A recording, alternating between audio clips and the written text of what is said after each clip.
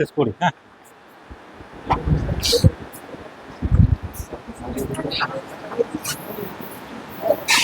ঠিক আছে, তাহলে এবার শুরু করে মেন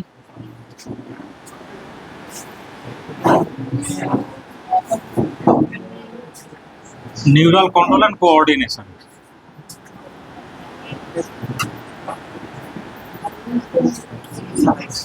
ঠিক আছে, এবার শোন, গল্প অনেক হলো, এবার চুপচাপ হয়, শোন। খুব ভালো ইন্টারেস্টিং চ্যাপ্টার, ভালো লাগবে শুনতে। Neural control and coordination. Neural control মানে হচ্ছে যে আমাদের বডিতে কিছু মেকানিজম আছে যেটা নিউরন বা নার্ভাস সিস্টেম কন্ট্রোল করছে। ঠিক আছে, নিউরাল কোঅর্ডিনেশন। কোঅর্ডিনেশন কথাটা বাংলা মানে কি? সমন্বয়। এটা কাজ করতে গিয়ে তুই আমাকে হেল্প করছিস, আমি তোকে হেল্প করছি, একটা কাজ কমপ্লিট হলো, সেটার নাম হচ্ছে কোঅর্ডিনেশন। তাহলে প্রথমে জানতে হবে ডেফিনেশন অফ কোঅর্ডিনেশন। তোদের বইয়ে খুব সুন্দর করে লেখা আছে। কোঅর্ডিনেশন কথাটা মানে হচ্ছে যে আমাদের বডির দুটো বা তার বেশি অর্গান বা সিস্টেম একসঙ্গে কাজ করে টু কমপ্লিমেন্ট দ্য অ্যাকশন। মানে কোনো একটা পার্টিকুলার ফাংশনকে কমপ্লিমেন্ট করার জন্য, কমপ্লিট করার জন্য দুটো বা তার বেশি অর্গান একসাথে কাজ করছে।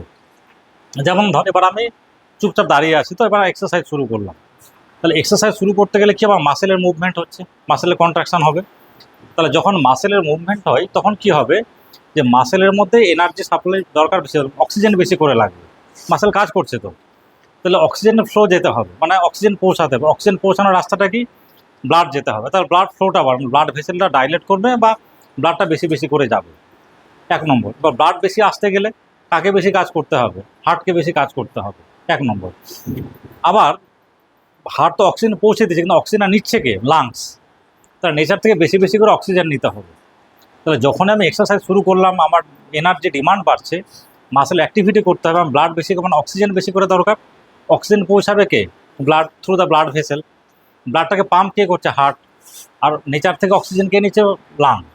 তাহলে দেখ, এই একটা আমি কাজ করতে যাব, লাং কাজ করতে শুরু করলো, হার্ট কাজ করতে শুরু করলো, আমার যে বডির ডিমান্ড বা টিস্যুতে অক্সিজেন নিউট্রিয়েন্ট দরকার সেটা পৌঁছে যাচ্ছে। তাহলে আমি কাজটা করলাম, আমি এক্সারসাইজ করবো। তো এই কাজটা করার জন্য আমার বডি, এই হার্ট, লাং, নিউরাল সিস্টেম সবাই একসঙ্গে কাজ করে আর একটা কাজটাকে পারফর্ম করে দিল। তো এই কনসেপ্টটাই হচ্ছে বেসিক্যালি কোঅর্ডিনেশন। আবার যখন এক্সারসাইজ বন্ধ করে দিলাম, আস্তে আস্তে তবে শ্বাসটা আস্তে আস্তে কমে আসে, হার্টটা আস্তে আস্তে কমে যায়, ব্লাড ফ্লোটাকে আবার আগের মতো নর্মাল হয়ে যায়। ঠিক আছে, তাহলে এই যে একসঙ্গে দুটো বা তিনটে অর্গান হঠাৎ করে অ্যাক্টিভেট হয়ে গেল একটা কাজকে সম্পন্ন করার জন্য, সেই জিনিসটাই হচ্ছে বেসিক্যালি কোঅর্ডিনেশন। ঠিক আছে, এবার কোঅর্ডিনেশন করার জন্য দুটো সিস্টেম আছে, একটা নিউরাল কন্ট্রোল, আর একটাকে বলি আমরা এন্ডোক্রাইন, মানে যেটা হরমোন সিস্টেম যেটাকে বলি আমরা এন্ডোক্রাইন, এন্ডোক্রাইন সিস্টেম। এটা তোদের বইয়ে আছে, হরমোন চ্যাপ্টার যেটাকে বলি আমরা, এটা আলাদা করে পড়বো। তাহলে নিউরাল কন্ট্রোল বা নিউরাল কোঅর্ডিনেশন, আরেকটা বললাম এন্ডোক্রাইন কোঅর্ডিনেশন, এটা পরে আছে। তাহলে আমরা মেনলি শুরু করবো নিউরাল কন্ট্রোল থেকে। ঠিক আছে, বা নিউরাল কন্ট্রোল মানে নিউরন বা নার্ভের কনসেপ্ট আসছে এখানে। বা নার্ভের গঠনগত আর কার্যগত, স্ট্রাকচারাল ফাংশনাল ইউনিট, তাকে কি বলা হয়? নিউরন। ব্যাস, একদম নিউরন থেকে শুরু হবে। মানে এখানে এই সিস্টেমে বেসিক্যালি আমাদের পড়ানো হবে এটা নার্ভাস সিস্টেম কিভাবে কাজ করে। তাহলে প্রথমে স্ট্রাকচার থেকে শুরু করতে হবে। তাহলে নিউরন হচ্ছে নার্ভাস সিস্টেম, নার্ভাস সিস্টেম আছে আমাদের শরীরে, যে নার্ভাস সিস্টেম নিউরাল কন্ট্রোল করে। এর গঠনগত মানে স্ট্রাকচারাল অ্যান্ড ফাংশনাল ইউনিট। তা নার্ভাস সিস্টেম বা নিউরন বা নার্ভের গঠনগত কার্যগত স্ট্রাকচার ইউনিট হচ্ছে নিউরন। তো প্রথম নিউরন দিয়ে আমরা শুরু করব। আমাদের শরীরে যখন ডিমান্ড হয়, যে জিনিসটা সব থেকে কাজ করতে শুরু করে সেটা হলো নার্ভাস সিস্টেম। ও আগে অ্যাক্টিভেট হয়, একদম মানে পয়েন্ট টু পয়েন্ট অ্যাক্টিভেশন বলে, মানে যেই দরকার হলো সে সঙ্গে সঙ্গে অ্যাক্টিভেট হয়ে যায় নর্মাল অবস্থায়, যদি ডিজিজ না থাকে। ডিজিজ হলে তো সেটা আলাদা জিনিস। যখন নার্ভাস সিস্টেম ঠিক আছে, কোনো একটা বডিতে একটা কিছু হচ্ছে, প্রথম যে সিস্টেমটা অ্যাক্টিভেট হয় তার নাম হলো নার্ভাস সিস্টেম। এটাকে বলা হয় পয়েন্ট টু পয়েন্ট অ্যাকশন। তোদের বইয়ে লেখা আছে পয়েন্ট টু পয়েন্ট অ্যাকশন, একদম যখন যে মুহূর্তে দরকার ঠিক তখনই হবে।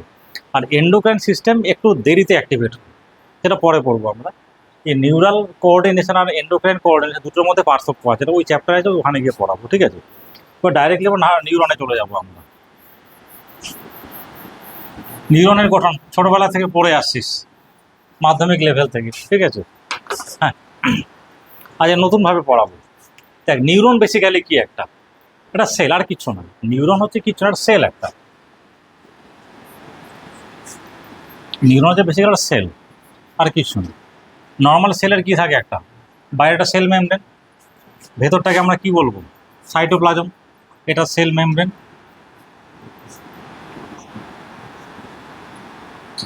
এটাকে বলি আমরা সাইটোপ্লাজম।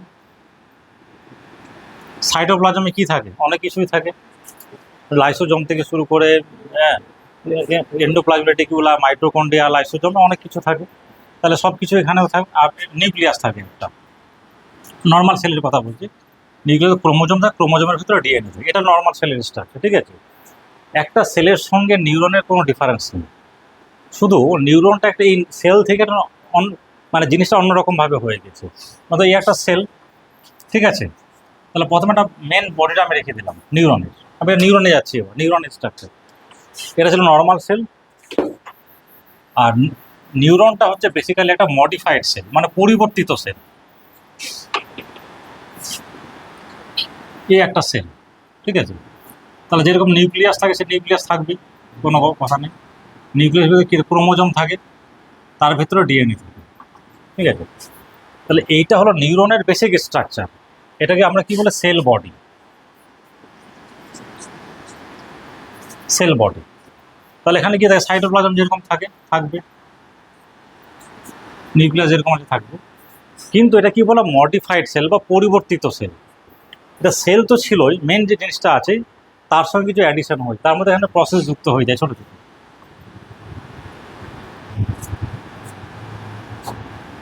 প্রসেস যুক্ত হয়ে গেছে।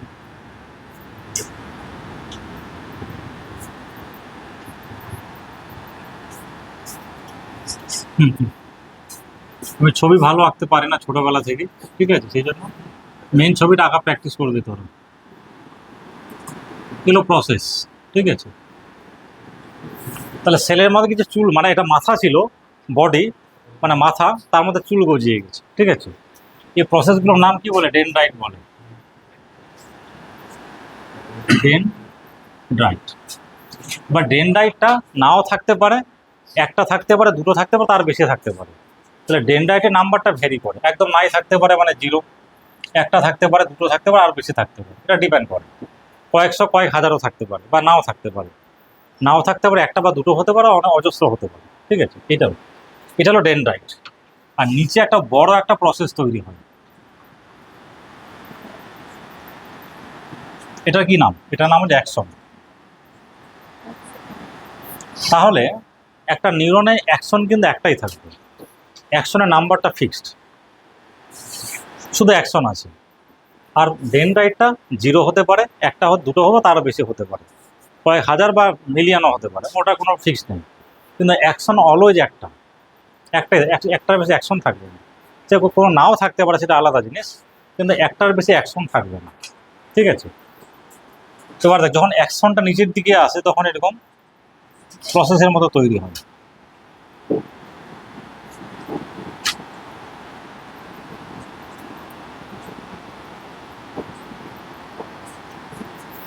তাহলে দেখ, এটাকে আমরা কি বলবো, অ্যাকশনের শেষ প্রান্ত। সেটাকে তাহলে আমরা কি, অ্যাকশন টার্মিনাল, মানে অ্যাকশনের শেষ প্রান্ত। টার্মিনাল মানে কি, যেখানে শেষ, যেখানে আমরা পৌঁছাই গিয়ে, টার্মিনাল, অ্যাকশন টার্মিনাল। তাহলে দেখ, এটা ছিল সেল বডি, একদম যেরকম সেল থাকে, এটা সাইটোপ্লাজম যেরকম থাকে, সাইটোপ্লাজম আছে কিন্তু, এটা কিন্তু সাইটোপ্লাজম, ঠিক আছে, একদম যেরকম থাকে সেরকম আছে, কোনো ডিফারেন্স নেই। মানে সাইটোপ্লাজম পুরো কন্টিনিউ, এরকম না যে শুধু এখানে, পুরো সাইটোপ্লাজম আছে। তাহলে অ্যাকশন টার্মিনাল, যখন টার্মিনালগুলো শেষ হচ্ছে, এখানে ফোলা ফোলা প্যাকেটের মতো, মানে পকেটের মতো কিছু জিনিস থাকে, এগুলো কি বলা হয়, সাইনাপটিক নব।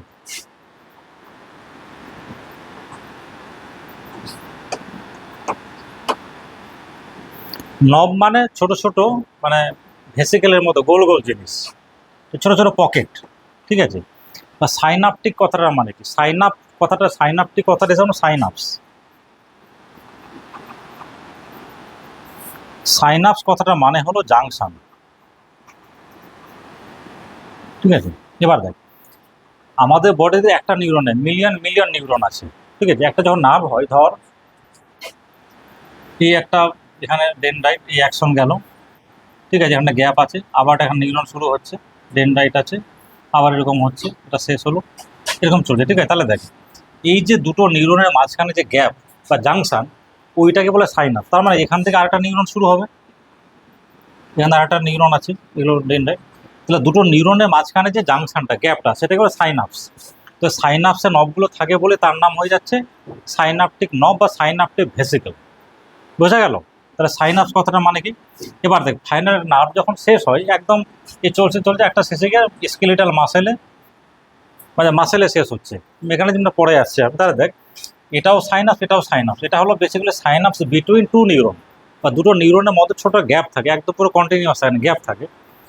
নিউরনটা, আর এই যে গ্যাপটা হলো, তাহলে এটাকে নিউরন আর মাসেল জাংশন, এটাকে বলা হয় নিউরোমাস্কুলার জাংশন।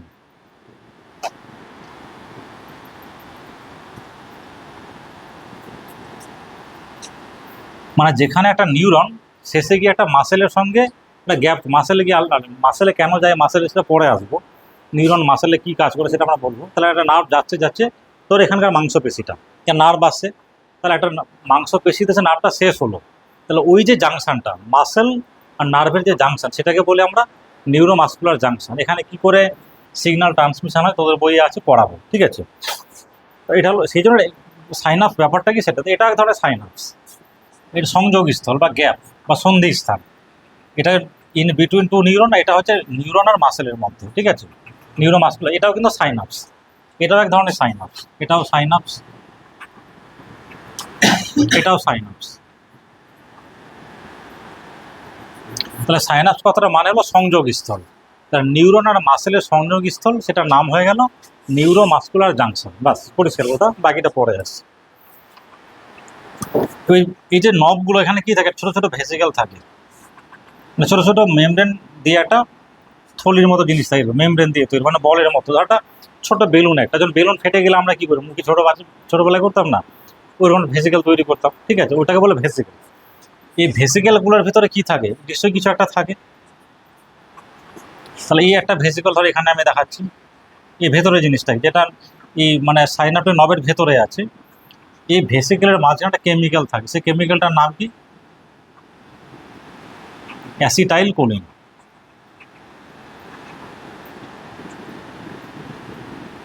কোলিন মানে কোলিন একটা কম্পোজিশন, তার সঙ্গে অ্যাসিটাইল গ্রুপ অ্যাড হয়। অ্যাসিটাইল গ্রুপের স্ট্রাকচার আমার মনে নেই, তোরা কেমিস্ট্রি পড়ছিস, তোরাই বলতে পারবে, ঠিক আছে। তাহলে কোলিনের সাথে একটা অ্যাসিটাইল গ্রুপ অ্যাড আছে, যে কেমিক্যাল, তারই নাম হচ্ছে অ্যাসিটাইল কোলিন। এটা কোথায় থাকে, অ্যাকশন টার্মিনালের যে সাইনাপটিক নব, যে মানে প্রান্ত বুরুষ বলে বোধহয় বাংলায়, তার ভিতরে ছোটো ছোটো ভেসিকেল থাকে, সেই ভেসিকেলগুলোতে একটা কেমিক্যাল থাকে যার নাম হচ্ছে অ্যাসিটাইল কোলিন। এর কাজ কি, এটাকে বলা হয় নিউরো ট্রান্সমিটার।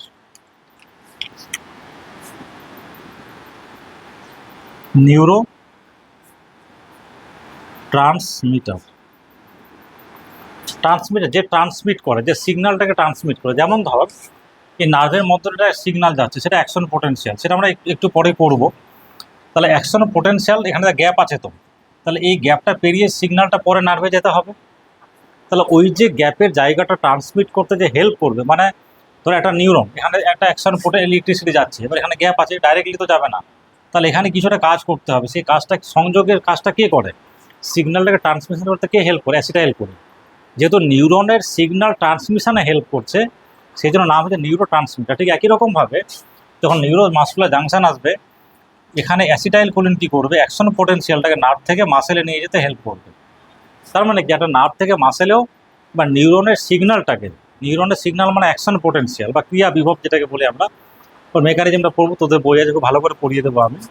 তাহলে নিউরনের সিগন্যাল মানে অ্যাকশন পোটেনশিয়ালকে ট্রান্সমিট হতে হেল্প করে, একটা নিউরন থেকে আরেকটা নিউরন, বা একটা নিউরন থেকে মাসেলে যেতে হেল্প করে, সেই জন্য তার নাম হয়ে গেল নিউরো ট্রান্সমিটার। মানে নিউরনের সিগন্যালটাকে ট্রান্সমিট করতে যে হেল্প করে, বোঝা গেল, সেই কাজটা কী করে, অ্যাসিটাইল কোলিন। তাহলে এখানে আমার কাজ হয়ে গেল।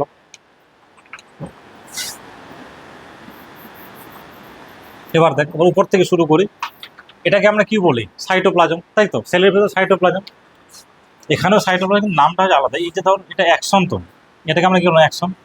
তাহলে সেলের ভেতরে থাকে সাইটোপ্লাজম, তাহলে অ্যাকশনের ভেতরে যে প্লাজমা থাকবে তার নাম কি হয়ে যাবে, এক্সোপ্লাজম। তাহলে ফ্লুইডটার নাম হয়ে গেল এক্সোপ্লাজম। দেখ জিনিসগুলো কিন্তু একই, আলাদা কিছু নয়। এক্সোপ্লাজম। এবার দেখ সেলের কি থাকে, সেল মেমব্রেন থাকে, বা দেখ মেমব্রেনটা কন্টিনিউয়াস আছে, তাহলে মেমব্রেনটাকে আমরা কি বলবো, এক্সোলেমা বলা হয়, এক্সোলেমা মানে মেমব্রেনটাকে বলা হয়। ঠিক আছে, এটা হয়ে গেল। এবার দেখ সাইটোপ্লাজমে কি থাকে, যা যা থাকে সবই থাকে, মানে মাইটোকন্ড্রিয়া আছে, এন্ডোপ্লাজমিক রেটিকুলাম আছে, রাইবোজোম আছে, লাইসোজোম আছে, যতগুলো সবগুলো আছে, কোনো সব কিছুই আছে। এবার এখানে একটা ছোট ছোট দানা দেখা যায় একদম অতি মাইক্রোস্কোপ। এবার দেখেন প্রথমে যেটা বলে দিই, নিউরন কিন্তু খালি চোখে দেখা যায় না, হাই রেজলিউশন মাইক্রোস্কোপে দেখলে তবে স্ট্রাকচার আমি দেখতে পাবো। ঠিক আছে, তাহলে এই যে এখানে সাইটোপ্লাজমে এক ধরনের জিনিস থাকে, তার নাম হচ্ছে নিজিল দানা বা নিজিলস, নিজিলস গ্র্যানিউল বা নিজিলস বডি বলা হয়, যাই বলিস। ঠিক আছে, নিজিল একজন সায়েন্টিস্টের নাম নিজিল সাহেব, পুরো নামটা কি মনে নেই আমার। তিনি যখন প্রথম নিউরন নিয়ে কাজ করছেন মাইক্রোস্কোপে দেখলেন, তিনি দেখতে পাচ্ছেন যে সেলের ভিতরে অনেক ছোটো ছোটো দানার মতো জিনিস রয়েছে, যে দানাগুলো এই মানে ডেনড্রাইটের যে 100% কন্টিনিউ আছে, তো তাহলে এই অবধি যে এই অবধি এগুলো রয়েছে, মানে সাইটোপ্লাজমটা ডেনড্রাইট অবধিও থাকে, এক্সোপ্লাজম যেটা বলছি আমরা। তাহলে উনি দেখছেন যে ছোটো ছোটো দানার মতো জিনিস মেন সেল বডি তো আছেই, যেহেতু ফ্লুইডটা কন্টিনিউড, এই ডেনড্রাইটগুলোর ভেতরে সেই দানাগুলো তিনি দেখতে পাচ্ছেন। তিনি বুঝতে পারছেন না জিনিসটা কি, তিনি যেহেতু প্রথম দেখেছেন নাম দেন নিজিল বডি বা নিজিলস গ্র্যানিউলস, নিজিল সাহেবের নামে নাম হয়ে গেল নিজিলস বডি বা গ্র্যানিউল, মানে দানার মতো ছোটো ছোটো দানার মতো একটা জিনিস। ঠিক আছে, নিজিল গ্র্যানিউলস। এবার দেখ সেলের মধ্যে নিজের গ্রান্স ছিল না, এখানে চলে আসলো, কোথেকে আসলো, এটা কিছুই না। পরবর্তীতে যখন আরও মানে মাইক্রোস্কোপ আরও উন্নত হলো, ডিসকভারি বা সায়েন্টিস্ট বা সায়েন্স অনেক এগিয়ে গেল, তখন দেখা গেল নিজিল বডিগুলো কিছুই না, বেসিক্যালি রাইবোজোম। ঠিক আছে, আর নিজিল সাহেব রাইবোজোম দেখেছিলেন, উনি বলতে পারেন এগুলো রাইবোজোম, তিনি নাম দেন নিজেল গ্র্যানুলস, কিন্তু বেসিক্যালি নিজেল গ্র্যানুলসগুলো হলো রাইবোজোম, আর কিছুই না, এটাই। তাহলে এই রাইবোজোমগুলো যেগুলো নর্মালি সেলের মধ্যে এখানেও আছে, তাহলে এক্সোপ্লাজম বা সাইটোপ্লাজমে আছে, সেগুলো আবার ডেনড্রাইটটা যদি এক্সোপ্লাজম কন্টিনিউ, তো দানাগুলো এখানেও থাকবে। এটাই হয়ে গেল কি নিজিলস গ্র্যানিউল বা নিজিলস দানা, নিজিলের দানা, আর কিছুই নেই। তাহলে এটা হয়ে গেল সেল বডি। আর এগুলো যে প্রসেস, তার মধ্যে একটা প্রসেস হলো ডেনড্রাইট, আর একটা হলো এক্সোপ্লাজম। তাহলে ডেনড্রাইট 0 হতে পারে, 1 2 3 4 যা কিছু হতে পারে, আর এক্সোপ্লাজম মানে অ্যাকশন একটাই থাকে। এবার ধর তাহলে ডেনড্রাইট কাকে বলবো আর এক্সোপ্লাজম কাকে বলবো, মানে সরি অ্যাকশন কাকে বলবো। তাহলে একটা পাচ্ছে ডেনড্রাইট, আর একটা বলছি আমরা অ্যাকশন। তাহলে ডেনড্রাইট আর অ্যাকশন কাকে বলবো, ডেফিনিশন তো একটা আছে। অ্যাকচুয়ালি দেখ ডেনড্রাইটগুলো কী করে, এরা ইনফরমেশান গ্যাদার করে বা সেল বডিতে ইনফরমেশানটাকে নিয়ে আসে। ঠিক আছে, আর অ্যাকশন কী করে, সিগন্যালটাকে সেল বডি থেকে দূরে পাঠায়। তাহলে প্রসেস দুরকম, একটা ডেনড্রাইট, একটা অ্যাকশন। তাহলে ডেনড্রাইটের ডেফিনিশন হচ্ছে সেই প্রসেসগুলো, যে প্রসেস কী করে সিগন্যালকে, সিগন্যাল বলতে বেসিক্যালি অ্যাকশন পোটেনশিয়াল, বারবার কথাটা আসে, এই চ্যাপ্টারে পড়াবো, কোনো চিন্তা নেই। তাহলে ডেনড্রাইট তাদেরকেই বলবো, সেই প্রসেসগুলোকে ডেনড্রাইট বলবো যারা অ্যাকশন পোটেনশিয়ালকে carry towards the cell body.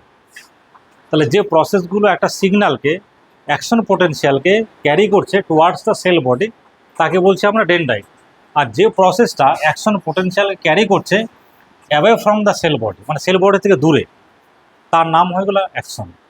এটা একদম মনে রাখবে, তোদের বইয়ে লেখা আছে।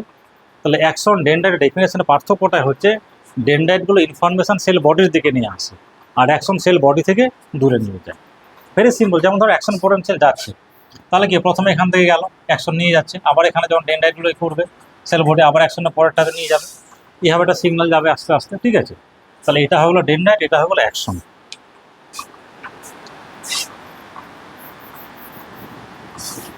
এবার অ্যাকশনে আরও কতগুলো জিনিস আছে, এখানে এরকম ছোট ছোট জিনিস তৈরি হয়।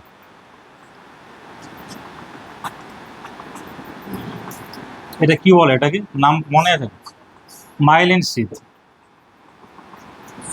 হ্যাঁ ব্যাপারটা তাই আসছি আমি, জিনিসটা কি, হ্যাঁ সোয়ান সেল, ঠিকই বলেছিস, মানে ভুল কিছু বলিসনি। এই সেলগুলোকে বলা হয় সোয়ান সেল,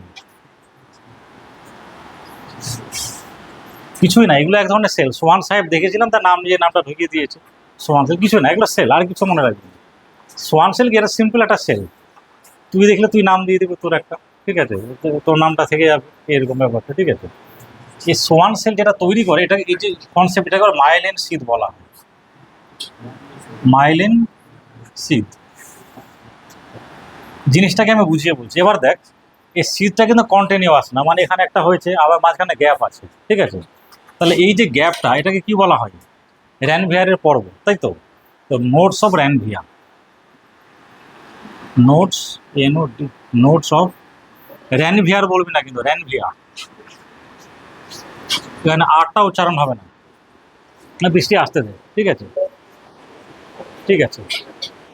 আচ্ছা, একটা ফ্যান বন্ধ করে, আওয়াজে আমি বলতে পারছি না বলতে। একটা ফ্যান বন্ধ করে দিন, এই ফ্যানটা বন্ধ করে দিই।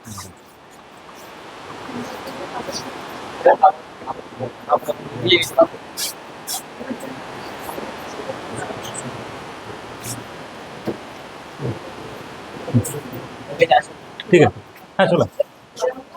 এবার দেখ একটা জিনিস, দেখ একটা যে কোনো ওই তারটার দিকে খেয়াল করে, যে তারটা আছে, তারের ভেতরে যে কন্ডাক্টিং ম্যাটেরিয়ালটা আছে, কিন্তু বাইরেটা পুরো একটা মানে নন কন্ডাক্টিং ম্যাটেরিয়াল দিয়ে লাগানো আছে, ঠিক আছে।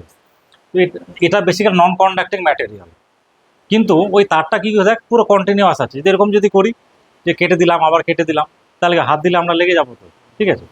এবার দেখ এখানে এটা বেসিক্যালি কিছুই না, এখানে তো কারেন্ট ফ্লো হচ্ছে, মানে অ্যাকশন পোটেনশিয়াল। অ্যাকশন পোটেনশিয়াল কিছু না, এক ধরনের কারেন্ট, সেটা আমি তো পড়াবো কী করে কারেন্টটা তৈরি হয়। তাহলে এই যে কারেন্ট ফ্লো হচ্ছে, ঠিক আছে, তাহলে দেখ এই যে গ্যাপ, মানে এই যে ইনসুলেটিং ম্যাটেরিয়াল, এগুলো হচ্ছে ফ্যাট জাতীয় জিনিস, ঠিক আছে। এগুলো কিন্তু নন কন্ডাক্টিং ম্যাটেরিয়াল। তাহলে দেখ এই জায়গাটা কন্ডাক্টিং আছে, এই জায়গাটা আবার কি হলো, এখানে গ্যাপ আছে, এখানে ম্যাটেরিয়ালটা দেওয়া আছে, একটা গ্যাপ আছে। তাহলে এই যে এটা কি বলে, নন কন্টিনিউয়াস ইনসুলেশন। মানে দেখো এটা আমরা একটা তার কি দিয়ে দিই পুরোটাই, যদি এরকম থাকে, এটা গ্যাপ আছে আবার গ্যাপ, এরকম নট ন্যাচারালি হয় না, কারণ আমরা কারেন্টের শক খেয়ে যাবো বলে দেওয়া হয় না। কিন্তু আমাদের বডির যে নিউরাল সিস্টেম আছে, এই ইনসুলেটিং ম্যাটেরিয়ালটা কন্টিনিউয়াস না হয়, ডিসকন্টিনিউ হয়, মানে গ্যাপ গ্যাপ থাকে। তাহলে এই একটা ইনসুলেশন, এই একটা ইনসুলেশন, মাঝখানে একটা গ্যাপ, ওই গ্যাপটাকে বলা হয় পর্ব বা নোটস, নোটস অফ র্যানভিয়া। র্যানভিয়ার বলবে না কিন্তু, র্যানভিয়া, আটটা সাইলেন্ট থাকবে, নোটস অফ র্যানভিয়া, ঠিক আছে। এবার তো প্রশ্ন করতে হবে এটা কেন হলো, তা কন্টিনিউয়াস হলে কি সমস্যা ছিল।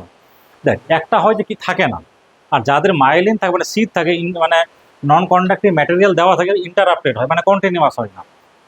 এর সুবিধা আছে, এটা কন্ডাকশান খুব ফাস্ট হয়, প্লাস এনার্জি সেভিং হয়।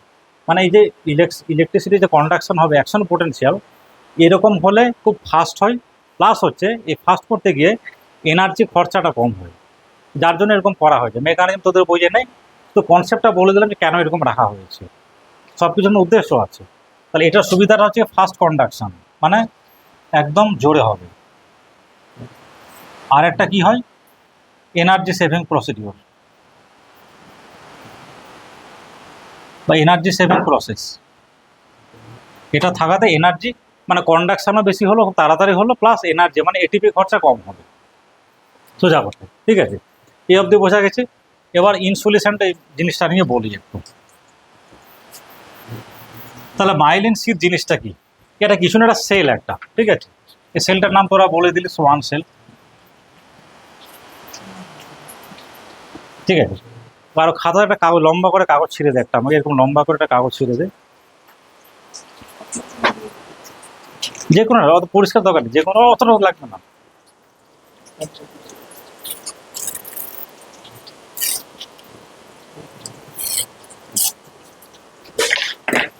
মানে ইনসুলিন জিনিসটাকে বুঝিয়ে দিই, তোর বইয়ে লেখা আছে সেই জন্য বুঝিয়ে দিচ্ছি আমি, না লেখা থাকলে বোঝাতাম না এতটা।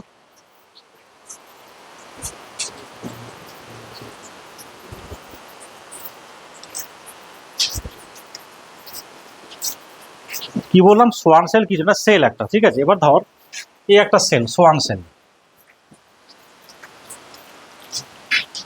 নিউক্লিয়াস আছে, নিউক্লিয়াস এলো কি নিউক্লিয়াস, জাস্ট নেই সেলের, যেরকম সেলের যে নিউক্লিয়াস, ঠিক আছে। এই ধর একটা সেল, হ্যাঁ, এটা সেল। এবার কি করলাম, আমি সেলটা কম্প্রেস করবো, মানে ইস্ত্রি দিয়ে জোরে চাপছি, তাহলে কি সেলটাকে টেনে লম্বা করে দিলাম, তা নিউক্লিয়াসটা সাইডে চলে আসলো, আসলো তো।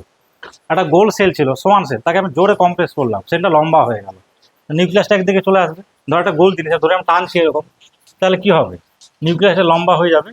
তোর এই একটা সেল ধর, প্রথমে ছোট্ট ছিল, এখানে নিউক্লিয়াস ছিল, আমি এটা টেনে একদম কমপ্রেস করেছি। সেলটা বহুত ছোট ছিল, মানে এরকম সাইজের সেল ছিল, বাট সেলটাকে লম্বা করে দিয়েছি আমি, নিউক্লিয়াসটা এখানে চলে আসলো। ঠিক আছে, এবার কি ঘটনা ঘটছে, কারণ ছোট জিনিস হলে তো সে র্যাপ করতে পারবে না, তাহলে এবার কি করবে, সে এবার র্যাপ করবে এখানে। তাহলে এই একটা র্যাপিং আছে, এই একটা র্যাপিং, এই একটা গ্যাপ, এই একটা, এই ধরনের এটাই সাদা জিনিস তো, ধরো এই একটা র্যাপিং, এটা গ্যাপ, নোটস অফ র্যানভিয়া, এটা আরেকটা সেল এখানে আমি দেখাচ্ছি। তাহলে এটা এরকম এখানে র্যাপ করে চারিদিকে, সিম্পলি কিছু না, এটা নন কন্ডাক্টিং ম্যাটেরিয়াল। তাহলে দেখ, এইটা হয় নোটস অফ র্যানভিয়া। তাহলে সোয়ান সেলটাই লম্বা হয়ে মডিফাইড হয়ে একটা র্যাপ তৈরি করেছে, সেটাই হলো বেসিক্যালি সোয়ান সেল, বা ওই সিড তৈরি করলো নন কন্ডাক্টিং ম্যাটেরিয়াল। ঠিক আছে, আচ্ছা, এটাই লেখা। এবার ধর যদি এরকম হয়, ধর সেলটা এতটা লম্বা হলো না, মানে ধর এতটা ছিল, আমি এতটা লম্বা করলাম, তো সেলটা এতটা লম্বা হলো, দেখা গেল বেশি লম্বা হলো না। ঠিক আছে, তাহলে এবার কি হবে, দেখ আমি ধর সেলটাকে ছোট করলাম, দেখ এরকম আছে। তাহলে এবার দেখ কমপ্লিট টার্ন কিন্তু তৈরি করেনি। প্রথমটা কি হচ্ছিল, আমি দেখলাম যে এত কয়েকটা বেশ র্যাপিং নিয়েছে ভালো করে। ঠিক আছে, তাহলে একটা সোয়ান সেল যখন নার্ভ অ্যাকশনে কমপ্লিট টার্ন তৈরি করবে, দ্যাট ইজ মাইলিন। আর যদি এরকম হয় সোয়ান সেল আছে কিন্তু একটা কমপ্লিট মানে কাভারিং করতে পারেনি, ইনকমপ্লিট, সেটাকে আমি কিন্তু মাইলিন বলবো না। তোদের পরিষ্কার করে লেখা আছে কথাটা, সেই জন্য ডেমনস্ট্রেশন করে আমি দেখিয়ে দিলাম যে মাইলিন সিদ বলতে যখন সোয়ান সেলটা পুরো কমপ্লিট র্যাপ তৈরি করবে, সেটাকে আমরা মাইলিন সিদ, সিদ মানে কভারিং। আর যেখানে থাকবে না তাহলে সেটা নন কভারিং। ঠিক আছে, তাহলে এবার দেখ, তাহলে আমাদের বডিতে নিউরনগুলো দু রকমের হবে। একটা বল ধর, একটা হলো মাইলিনেটেড, মানে যেখানে মাইলিনেশন আছে, মাইলিনেটেড। আর নন মাইলিনেটেড, যেখানে মাইলিনেশন নেই, সেটাকে বলে আমরা কি বলবো, নন বা আনমাইলিনেটেড, যাই বলিস। তোদের বই কি লেখা দেখে, নন মাইলিনেটেড বা আনমাইলিনেটেড।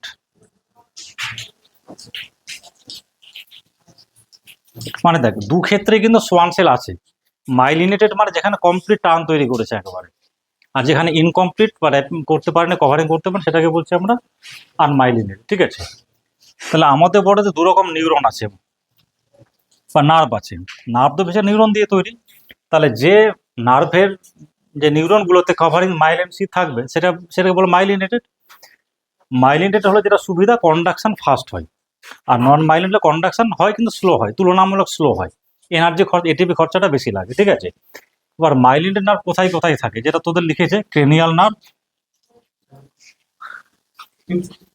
আর স্পাইনাল নার্ভ। না এই ফ্যানটা চালা, একটা চালা, দুটো বন্ধ, গরম লাগছে তো, একটা চালা, থাকতে পারে না। ওটা একটু খুলে দে, সাইডটা খুলে দে, হ্যাঁ ওদিকটা খোলা থাক, তাহলে কি হবে, ওটার এদিকে রিফ্লেকশনটা লাগে।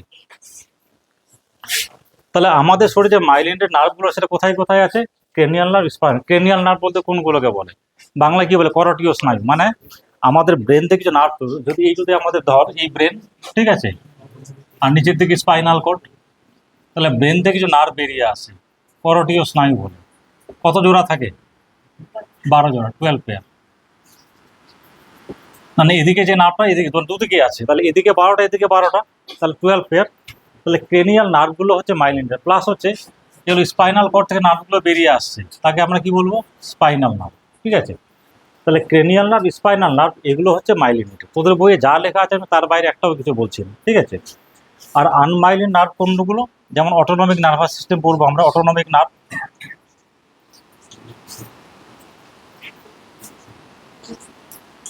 আর একটা সোমাটিক নার্ভ, এগুলো হচ্ছে আনমাইলিনেটেড বা নন মাইলিনেটেড। অটোনমিক সোমাটিক কি পরে আসছে। ঠিক আছে, তাহলে বোঝা গেল এটা, নিউরন স্ট্রাকচার কিন্তু হয়ে গেল, আর কিছু নেই। সিম্পলি তোরা ছবি আঁকিস, মানে আমরাও তাই করতাম, জিনিসটা কি করে হলো সেটা আমি বলে দিলাম। এই অবধি বোঝা গেছে? ঠিক আছে,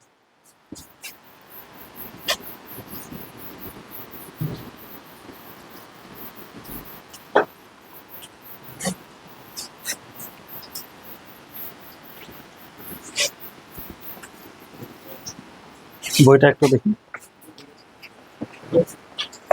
কি ছিল, মাইলিনেটেড আর নন মাইলিনেটেড। ঠিক আছে, নন ছিল। ঠিক আছে, এবার দেখ নিউরনের একটা ক্লাসিফিকেশন, অনেকভাবে ক্লাসিফিকেশন হয়, তার মধ্যে তোদের বই একটাই দিয়েছে, ক্লাসিফিকেশন অফ নিউরন। ঠিক আছে, একটাকে বলছে মাল্টিপোলার, একটা হলো বাইপোলার, আর একটা হচ্ছে ইউনিপোলার। ঠিক আছে, খুব সিম্পল জিনিসটা দেখ। পোল মানে কি, মানে দুটো মেরু, দুটো আলাদা আলাদা দিক। ঠিক আছে, তুই একদিকে চলে, আমি একদিকে চলি, উত্তর মেরু নর্থ মেরু এরকম, উত্তর দক্ষিণ এরকম আছে। তো এরকমভাবে মানে নিউরনের ক্লাসিফিকেশন নানা রকম ভাবে হয়, তার মধ্যে একটা ক্লাসিফিকেশন হচ্ছে এইটা। সেটা কি জিনিস? তো এটা সেল বডি দেখলাম তো, ঠিক আছে, তার ডেনড্রাইট আছে, অনেকগুলো থাকতে পারে, একটা নাই থাকতে পারে, আর অ্যাকশন একটাই থাকে। এটা তো এবার দেখ, মাল্টিপোলার কথাটার মানে হচ্ছে তার একটা অ্যাকশন, তো নাম্বার তো একটাই, অ্যাকশন তো দুটো হবে না। তাহলে মাল্টিপোলার মানে হচ্ছে তার অ্যাকশন একটা আছে, আর ডেনড্রাইট হচ্ছে দুটো বা তার বেশি হতে হবে। তাহলে যে নিউরনের একটা অ্যাকশন আছে আর ডেনড্রাইট হচ্ছে দুই বা তার বেশি, এরকম যদি নিউরন হয় তাকে বলছি আমরা মাল্টিপোলার, মানে দুটো পোল। দেখ, বাইপোলার মানে কি, দুটো বাই মানে দুটো হবে, অ্যাকশন তো একটাই থাকবে, অ্যাকশন তো দুটো হবে না, তাহলে আরেকটা কি হবে? ডেনড্রাইট হবে। তাহলে যে নিউরনের একটা অ্যাকশন আছে তার একটা ডেনড্রাইট আছে, তাহলে সেটা হয়ে গেল কি? বাইপোলার। আর যার হচ্ছে একটা অ্যাকশন আর দুই বা তার বেশি হচ্ছে ডেনড্রাইট, তাহলে তাকে বলবো আমরা মাল্টিপোলার। ইউনিপোলার মানে কি, একটা থাকবে, তাহলে একটাই তো খালি অ্যাকশন লাগিয়ে দে, নো ডেনড্রাইট, তাহলে সেটা হয়ে গেলো ইউনিপোলার, মানে একটা পোল আছে শুধুমাত্র অ্যাকশন আছে। মাল্টিপোলারটা কোথায় থাকে? নিউরনগুলো আমাদের সেরিব্রাল কর্টেক্সে।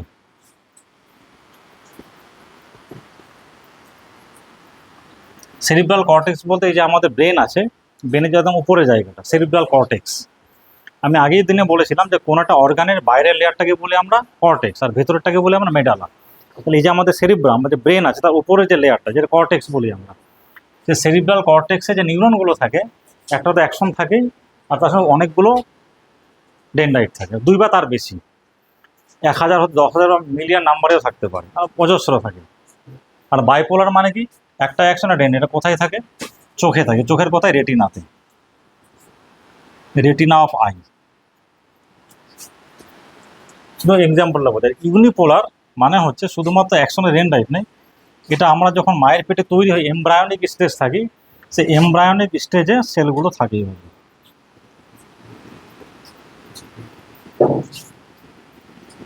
তোদের বই এটাই দেওয়া আছে।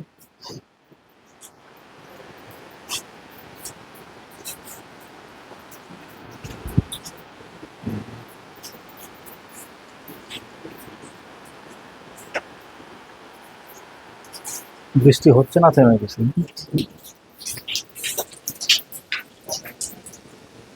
বৃষ্টি হালকা হচ্ছে, বেরোতে পারবো না, তাহলে আর 5-6 মিনিট টাইম নিই তোদের। এই অব্দি বোঝা গেছে তো?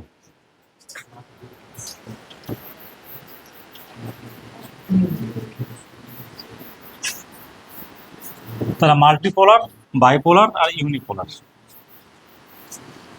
আর কিছু বাদ দিলাম? এখানে কিছু আছে? ঠিক আছে, শুরু করি, এটা পড়াই। ঠিক আছে, তাহলে আমাদের এবার লিখি, মেন জিনিসটা পড়ি। Types of nervous system.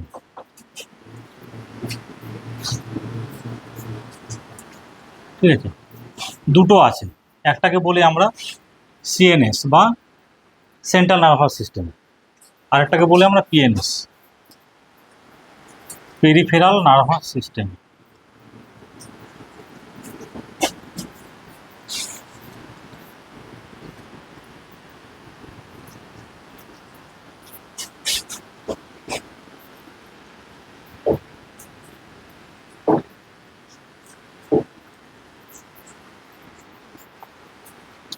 Central আমরা কোনটাকে বলি? যেখান থেকে কোনোটা কন্ট্রোল হয়।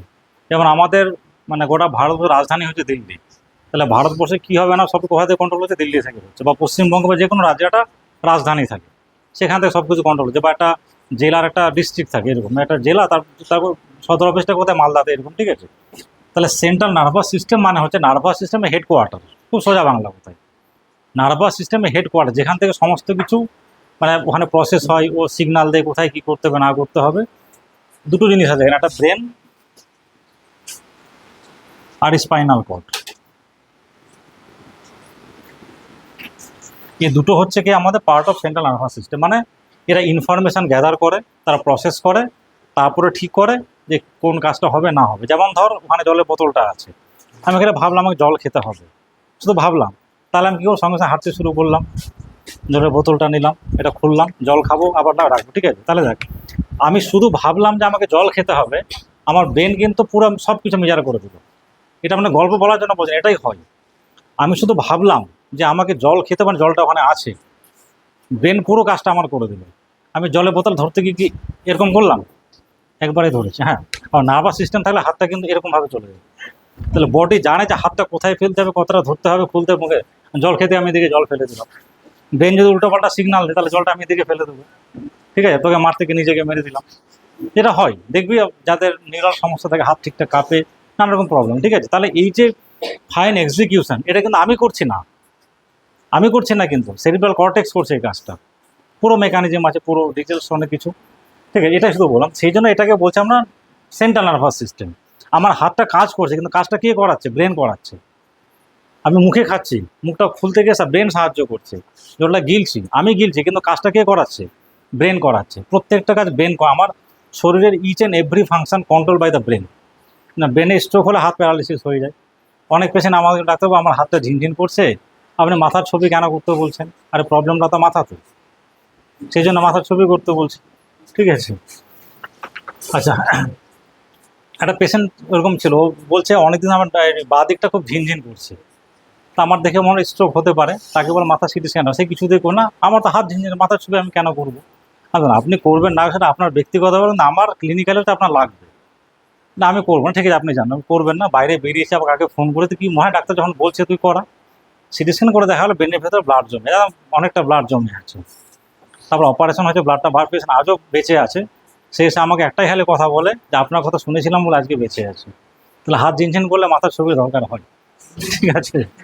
অনেকে আবার ধর এমনও হয় পেলাম না, হয় অনেক সময় হয়তো পেলাম না, ঠিক আছে, আমার সামনে কিছু বলবে না, যখন গল্প হয় ডাক্তারটা কষাই, আমি বললাম হাত ঝিনঝিন করে মাথার ছবি করে দিলে, কষাই ডাক্তার কিচ্ছু জানে না, হ্যাঁ, আমার মাথা ঝিনঝিন করে, হাত ঝিনঝিন করছে, মাথা ছবি করিয়ে দিল, জানি সেটা পেরিফেরাল নার্ভাস সিস্টেম। এটা মানে এবার দেখ, পেরিফেরাল নার্ভাস সিস্টেম মানে হচ্ছে আমার, তাহলে দেখ, এটা হলো ব্রেন আর এটা হলো স্পাইনাল কর্ড, ঠিক আছে। তাহলে এই দুটো সে, এবার ব্রেন থেকে যে নার্ভগুলো বেরিয়ে আসছে বা স্পাইনাল কর্ড থেকে নার্ভগুলো বেরিয়ে আসছে, এগুলোই হচ্ছে পেরিফেরাল নার্ভাস সিস্টেম, মানে প্রান্তীয়। মেন একটা সেন্টার হেডকোয়ার্টার হয়ে গেল, সেখান থেকে এবার পেরিফেরিগুলো বেরিয়ে আসছে, পেরিফেরি মানে প্রান্তিক, এটা হলো। তাহলে এখান থেকে স্পাইনাল বা যে নার্ভগুলো বেরিয়ে আসছে। এবার দেখ, এই নার্ভগুলোর দু রকমের হয়, একটাকে বলা হয় অ্যাফারেন্ট নার্ভ, তো অ্যাফারেন্ট কী দেওয়া আছে, হ্যাঁ ঠিক আছে, অ্যাফারেন্ট নিউরন দেওয়া আছে, অ্যাফারেন্ট ফাইবার, ঠিক আছে, অ্যাফারেন্ট ফাইবার, আর একটা হলো ইফারেন্ট ফাইবার।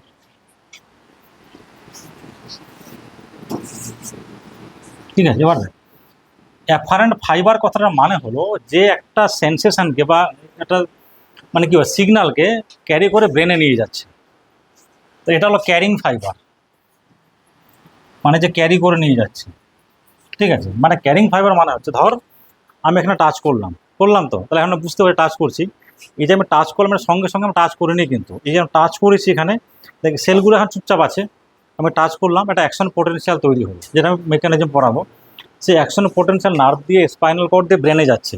তাহলে এই যে নার্ভটা, যেটা হচ্ছে পেরিফেরি থেকে একটা সেন্সেশনকে নিয়ে যাচ্ছে towards the central nervous system, সেটার নাম হচ্ছে কি অ্যাফারেন্ট, ঠিক আছে। তারপর এটা হচ্ছে ব্রেনে গেল, ব্রেন প্রসেস করলো, তারপর ওখানে আরেকটা ফাইবার নেমে আসছে, ঠিক আছে।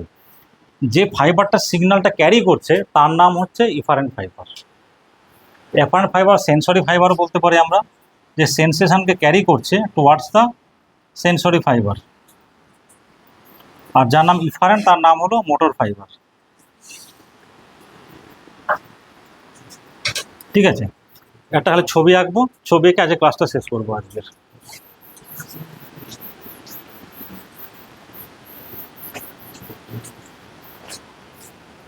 তাহলে এটা খুব ছোট্ট ডায়াগ্রাম, এটা হলো ব্রেন,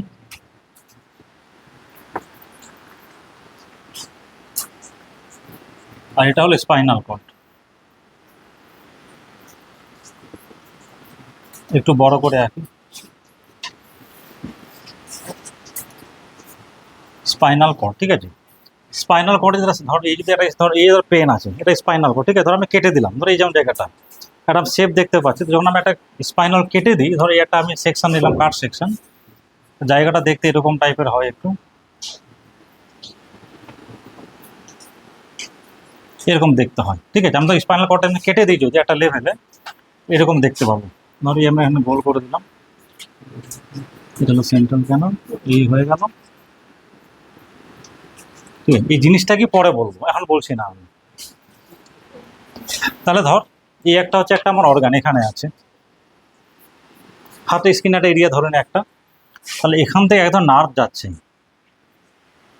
এটা এটা হলো সামনে, ধর এটা তো একটা সাইডে দেখছে, ধর আমি যদি এটা ধর যে কাট লেভেলটা থাকে, এটা সামনের দিক, এটা পেছনের দিক, ঠিক আছে। তাহলে এই যে আমি এটা দেখছি,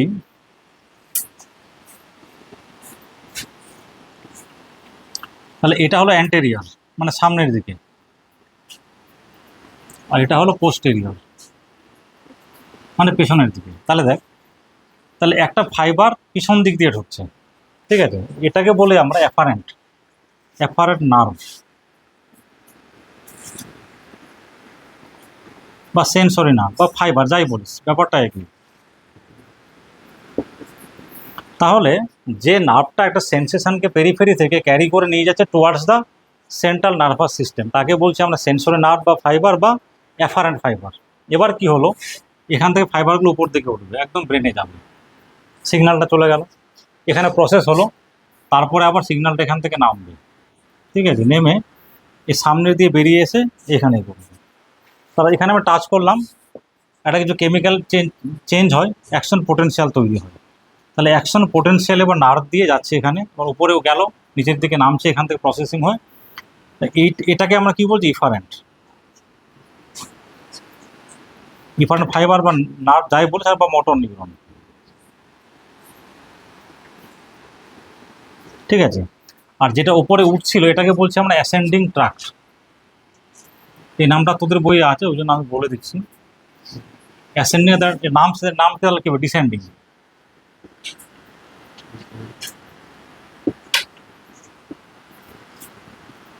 এই জিনিসটা একদম মাথায় ঢুকিয়ে নেবে, ঠিক আছে। এইটা মনে থাকলে জিনিসটা তো কনফার্ম। এবার দেখ, এই সেন্সরি বল, অ্যাফারেন্ট ইফারেন্ট বা অ্যাসেন্ডিং ডিসেন্ডিং সবগুলো কিন্তু নিউরন।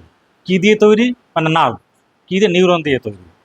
প্রচুর পরপর নিউরন মানে অ্যাড হয়েছে, সাইনাপস তৈরি করেছে, আবার সাইনাপস করে করে মিলিয়ন বিলিয়ন নিউরন দিয়ে আলটিমেট ট্রাকগুলো তৈরি হয়েছে, ঠিক আছে। তাহলে সবগুলোই নার্ভ ফাইবার কি দিয়ে তৈরি, নিউরন দিয়ে তৈরি হয়েছে। তাহলে যেটা ক্যারি করছে up to the spinal cord, তাকে বলছে আমরা সেন্সরি নার্ভ। এইটাও কিন্তু নার্ভের মতোই জিনিস, কিন্তু নার্ভ বলবো না তাকে আমরা তখন কি বলবো, অ্যাসেন্ডিং ট্রাক্ট। আর ব্রেন থেকে আবার নিচের দিকে নামছে, এখানে নামবে, এখান থেকে আলাদা তৈরি হবে একটা, আবার নামছে ডিসেন্ডিং। যখন এখান থেকে ফাইনাল সিগন্যালটা মাসেলে নিয়ে আসে বা কোনো অর্গানে নিয়ে আসে, সেটাকে বলছে আমরা ইফারেন্ট বা মোটর নার্ভ। তাহলে ধর এখান থেকে সেন্সেশন যাচ্ছে, এটা কি হলো, সেন্সরি নিউরন বা অ্যাফারেন্ট নিউরন বা ফাইবার, উপর দিকে উঠছে এবার, তাহলে কি অ্যাসেন্ডিং ট্রাক্ট, বা নামছে ওখান থেকে ডিসেন্ডিং ট্রাক্ট, আবার বেরিয়ে আসে, এটাকে বলছে আমরা মোটর নার্ভ বা ইফারেন্ট নার্ভ। এটা একদম মাথায় রাখবি। অ্যাফারেন্ট বা সেন্সরি নিউরন বা সেন্সর নিউরন পিছন দিয়ে বেরিয়ে, মানে পিছন দিয়ে এন্ট্রি নেয়, আর মোটর নার্ভটা সামনে দিয়ে বেরিয়ে আসে। মানে এটা যদি আমার হয় এরকম, তাহলে এটা হলো সেন্সর নার্ভ, এখান থেকে বেরিয়ে আসছে মোটর নার্ভ।